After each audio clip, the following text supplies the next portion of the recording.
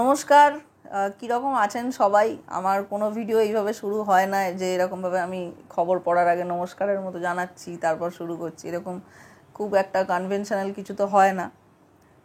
তবে আজকে হচ্ছে, তার কারণ আমি বহুদিন পর এরকম একটা ল্যাপেল লাগিয়ে এরকমভাবে একটা আলোর সামনে বসে ক্যামেরার সামনে বসে কথা বলছি। বহুদিন পর এটা হচ্ছে, একটা অড টাইমে আমি এটাকে শ্যুটও করছি।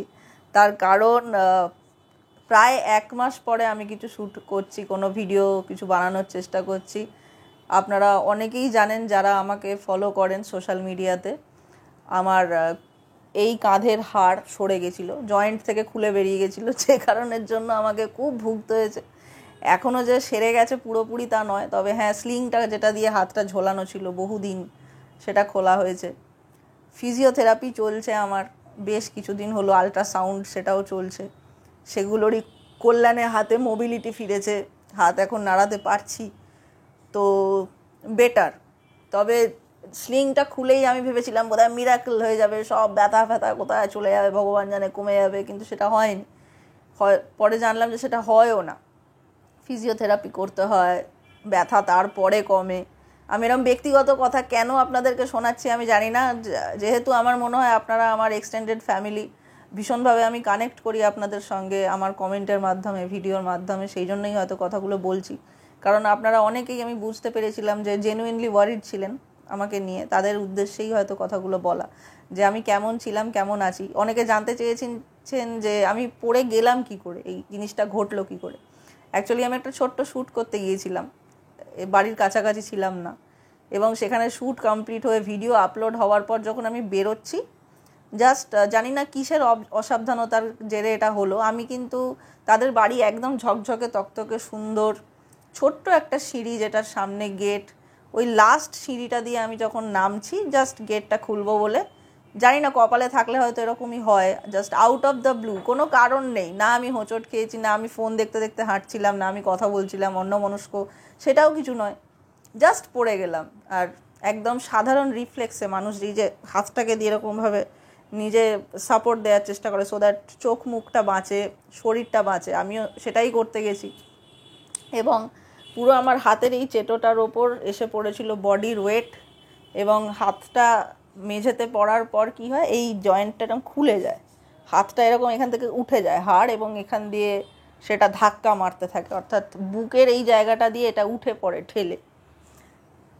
তো এই অবস্থায় তারা ভীষণভাবে করেছেন, তারা যার পর নাই চেষ্টা করেছেন আমাকে রিলিফ দেওয়ার ওই মুহূর্তে, মানে থতমত খেয়ে গেছেন তারা নিজেরাও, তারাও ভাবতে পারেননি এরম কিছু হবে যারা সঙ্গে ছিলেন।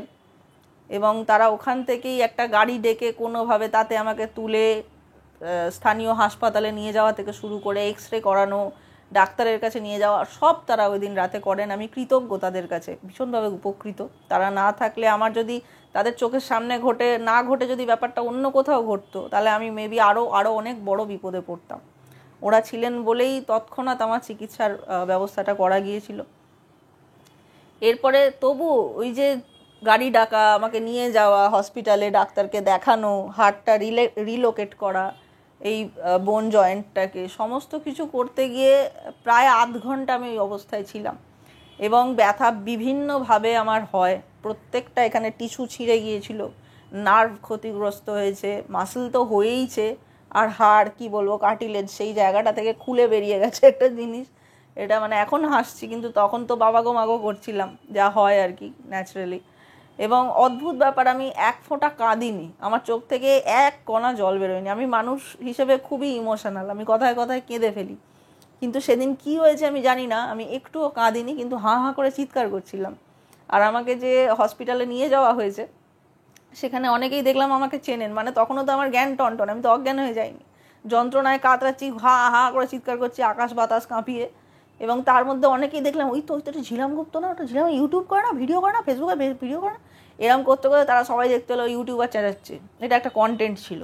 মানে আমি কন্টেন্টটা করবো বলে করিনি, এমনি হয়ে গেছে। লাইভ দেখেছেন সবাই আমাকে, বিনা কোনো সোশ্যাল মিডিয়া অ্যাপে লাইভ দেখে নিয়েছেন আমার ওই দিন, তাও লাইভে হাঁ হাঁ করে চেঁচাচ্ছি।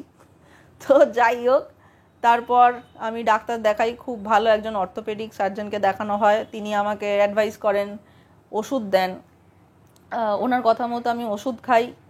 রেস্ট নিই যতটা পারা যায়, তার মধ্যেও কিছু কিছু কাজ করেছিলাম। তারপরে নির্দিষ্ট দিনে 21 দিন পর আমার স্লিং খোলা হয় এবং উনি দেখে বলেন যে এবার ফিজিওথেরাপি গো থ্রু করতে হবে এবং আল্ট্রাসাউন্ড করতে হবে। সেই ফিজিওথেরাপি আল্ট্রাসাউন্ড আমার এখনও চলছে। হাতের মোবিলিটি সেই কারণেই ফিরে এসছে। যিনি ফিজিওথেরাপি করেছেন খুব ভালো কাজ করেছেন বলে আজকে আমি তার কাছে কৃতজ্ঞ। আমি হাত নাড়াতে পারছি, ভালো করে কাজকর্ম করতে পারছি। ব্যথা আছে, কিন্তু যা শুনলাম যে এই ব্যথাগুলো কমতে বেশ কিছুটা সময় লাগে, ধীরে ধীরে কমে কিন্তু কমবে। তাহলে কাজ থামানো চলবে না, ব্যথা নিয়েই কাজ করতে হবে। আর এই 1 মাসে এই যে ঘরে শুয়ে থেকে কোনো কাজ না করে প্রায় কিছুই করিনি, এই 1 মাসে করার মতো মাইন্ডসেটও ছিল না, শারীরিক মানসিক ক্ষমতা আমি পাচ্ছিলাম না কিছু করার। এত কিছু করবার পর মানে এই যে 1 মাস শুয়ে থাকলাম আমি, গত 4 বছর এরকম শুয়ে থাকার মতন কিছু আমার হয়নি, কিন্তু হলো। তো হওয়ার পর যেটা আমি দেখলাম, অনেক কিছুই দেখলাম, সেটা হচ্ছে বহু মানুষকে নতুন করে চিনলাম, বুঝলাম যে তারা আমাকে কতটা ভালোবাসেন, যাদেরকে হয়তো আমি কোনোদিন দেখিনি, হয়তো তাদের সাথে কখনোই আমার ফিজিক্যালি মুখোমুখি দেখা হবে না, কিন্তু তারা আমার খোঁজ নিয়েছেন, প্রকৃত বন্ধুর মতো খোঁজ নিয়েছেন। আর আমার যারা চেনা পরিচিত বন্ধু মহল, তারা তো খোঁজ নিয়েইছেন অবশ্যই। তাদের কাছে মানে তাদেরকে আর কী কৃতজ্ঞতা জানাবো, বন্ধুদেরকে কৃতজ্ঞতা জানানো যায় না।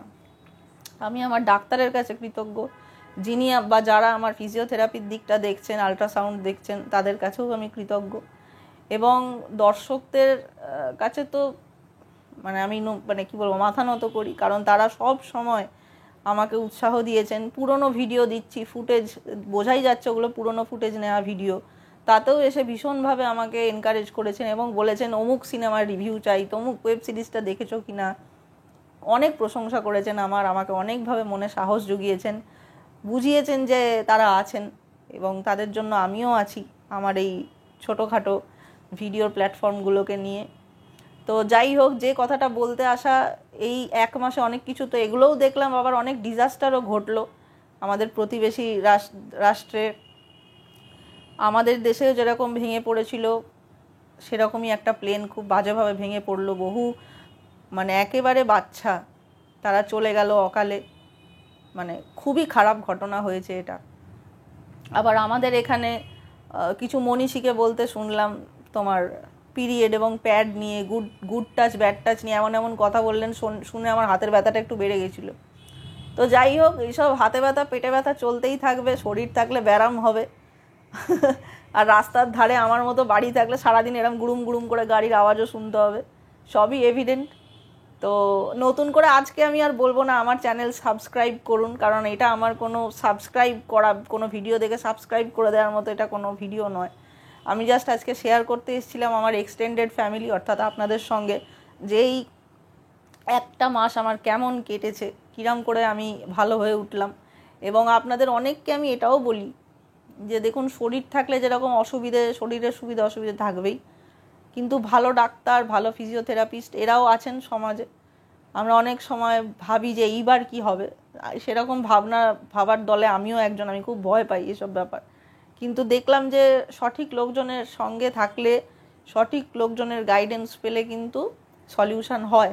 তাই আপনারা যারা আনফর্চুনেটলি এরকম কোনো শারীরিক যন্ত্রণা বা কষ্ট ভোগ করছেন, তাদেরকে জানাই সবসময় ভালো ডাক্তার, ভালো চিকিৎসক, ভালো প্যারামেডিক এদের আন্ডারে থাকুন, এদের গাইডেন্স অনুযায়ী চলুন, তাতে নিশ্চয়ই আপনারা ভালো হয়ে উঠবেন। এবং মনের জোর অবশ্যই রাখুন, কারণ আপনি যদি নিজে কামব্যাক করার চেষ্টা না করেন, কেউ কামব্যাক করিয়ে দিতে পারবে না আপনার। সো আমি আমার কামব্যাক করার জন্য একদম রেডি হয়ে গেছি মানসিকভাবে। শারীরিক যেটুকু ব্যথা যন্ত্রণা আছে আশা করি ওটাও ধীরে সুস্থে কমে যাবে, কিন্তু আমি কাজ থামাবো না। অগাস্ট এসে যাচ্ছে জাস্ট দোরগোড়ায়, কালকেই তো অগাস্ট, তো শুরু হয়ে যাবে কাজ, নতুন নতুন কাজ। আমি অনেক নতুন ভিডিও নিয়ে আসবো, অনেক নতুন কিছু করার চেষ্টা করব। I am more than excited. তো আপনারা, আমি একদম আজকে অনুরোধ করব না, করতে চাইলে অবশ্যই করতে পারেন, কে আর বারণ তো আর থোড়ি না করবো যে আমার চ্যানেল সাবস্ক্রাইব করো না। তবে হ্যাঁ, এটা তো আমি কোনো আলাদা করে কন্টেন্ট বানিয়ে ডেলিভার করছি না, এটা সেই জন্য আমি আজকে ওই অনুরোধটা করব না যে আমার চ্যানেল সাবস্ক্রাইব করুন। আপনারা করতে চাইলে করতে পারেন, কিন্তু আমি আজকে বলবো না। ভিডিও লাইক করতেও বলবো না। তবে আপনারা যারা ভিডিওটা গোটা ধৈর্য ধরে শুনবেন, তাদের কাছে আমি কৃতজ্ঞ, তাদেরকে ধন্যবাদ জানাই। এবং একদম অপেক্ষার দরকার নেই, কারণ খুব তাড়াতাড়ি আমি নতুন ভিডিও নিয়ে চলে আসছি। ততক্ষণের জন্য টাটা।